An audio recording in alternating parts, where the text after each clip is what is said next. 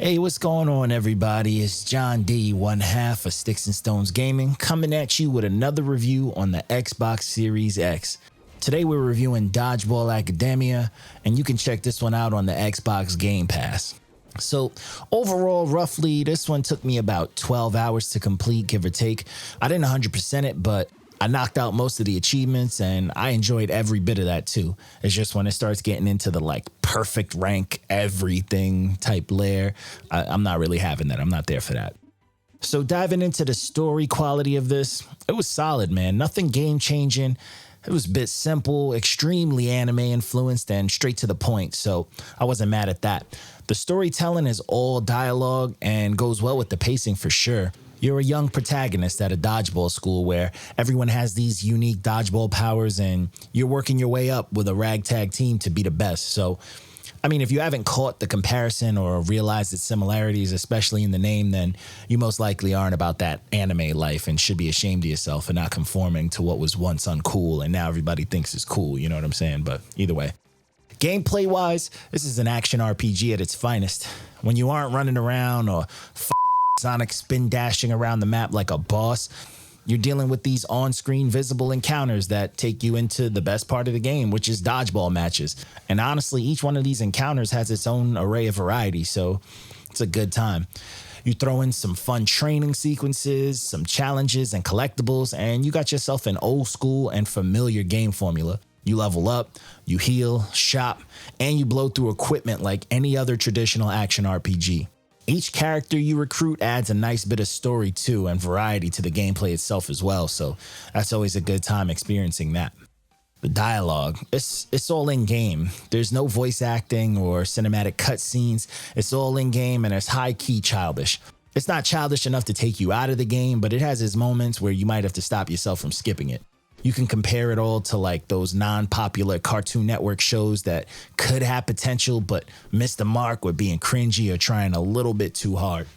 The controls, at its core, it's simple, you know? When you're out of combat, you move around and just speak to people. And again, it also has that wild-ass spin dash that you can use to get around faster or even ramp yourself up to harder to reach secret areas. When in combat, you got your movement, you got your throw, you got your pass, you got your catch, and you can even like jump and evade. As you progress through the game, you unlock a lot, special attacks and such, and the different characters you recruit also have minor changes to the way they control. For example, characters reflect the ball rather than catch it, and they all have like their own specific special moves and movement styles. All these aspects of the combat start to become very strategic as the game ramps up the difficulty, and I promise you, it does get tough, but one thing about the game though that does balance the difficulty and also kind of made it a little bit easy for me is it's very forgiving. When you die, you pretty much can restart right away as many times as you want, and there's no consequence, so it's almost unlosable. The only time this is not the case is when you try to enter the underground dodgeball tournament. And considering it's the easiest and fastest way to make money in the game, it's also the hardest. It's a badass free-for-all, like no rules, no line you can't cross on the playing field, just chaotic dodgeball against multiple opponents. And when you lose, you just have to re-enter the tournament. But the good thing is you do keep everything you've earned, which is a plus up until, you know, whichever level of the tournament that you decided to reach up to. So you can like kind of scrounge for money in that sense. The character development, it's as anime as it gets. You just keep getting stronger and better, but via dialogue outside of one scripted loss, you're this shining beam of badassery and positivity too that just keeps winning. Gameplay wise, you can get brolic as fuck. With the right items equipped, I was wiping out entire teams within seconds of starting matches with just one special. The graphics, man, they're very charming, very Scott Pilgrim looking, if anyone remembers that amazing game from the Xbox 360. All the character models are great, especially the soulless dead eyes of most of the generic students. The variety of opponents is nice too, from the henchmen to the bosses. They all look great and they have their own way of moving and playing. The entire school campus is nice too. It's nice to look at. The variety is refreshing. It's all unique and switches up at a nice pace to keep you invested for the amount of time you will be playing. It's all clean. It's cartoonish, but it feels alive for the most part.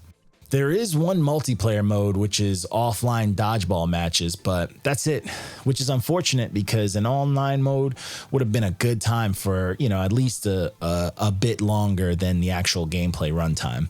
I could see different strategies and people getting competitive based off the characters they commit to, but this can only happen via the couch, so you might have to know or interact with a human or two.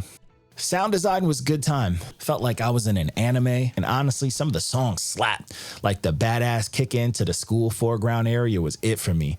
The combat sounds feel powerful and very chunky when needed, especially when you snatch the ball coming straight to you. The sound complemented the game very much, and it did its job just keeping you invested. As far as replay value, it's moderate. Once you unlock everything or finish the campaign, outside of a few couch matches against some friends or your helpless 5-year-old, there really isn't much of a reason to kind of run the game back or dive back into it.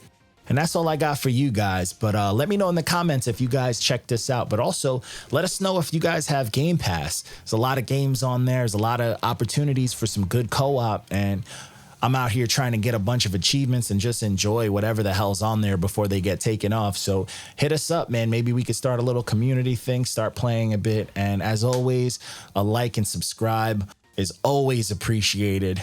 Let us know what to review next too. Let us know what you're playing. Just talk to us. We don't bite. We're friendly out here. But yeah, I'm John D, and I'm signing off. Peace out, peoples.